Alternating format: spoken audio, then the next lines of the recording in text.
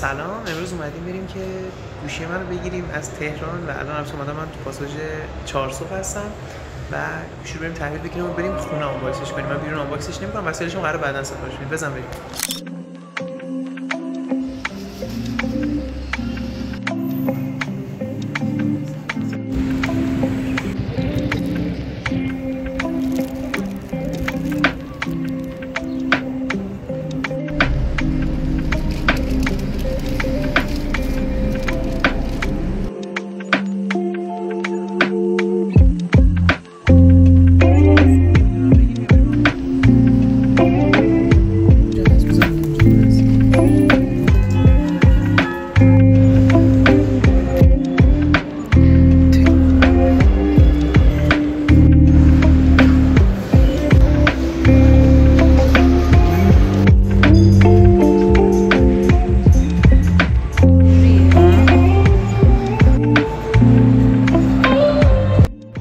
خیلی گرونه پاساژ 4 صبح، نتونستم اصلا اکسسوری بگیرم.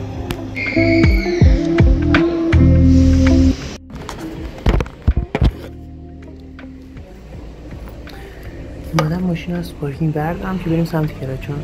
من ساعت 12 باید برم مدرسه و 1 ساعت و نیم فاصله داریم. بس بزن بریم.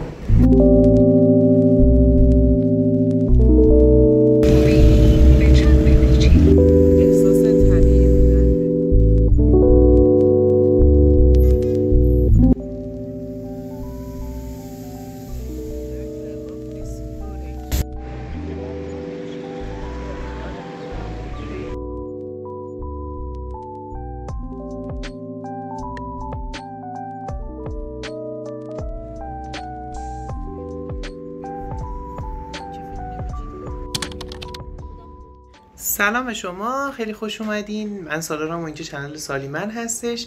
بعد مدت ها بالاخره یه ویدیو میخوایم با هم دیگه ضبط بکنیم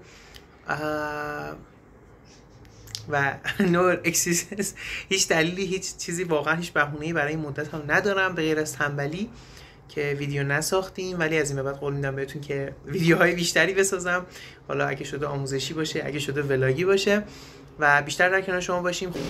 اگه دوست داشتین حتما چنل رو سابسکرایب کنین، لایک کنین. پس بزنید بریم که با هم دیگه امروز آنباکس انجام بدیم. من رفتم الان اومدم خب و امیدوارم که لذت ببرید دیگه. بزن بریم.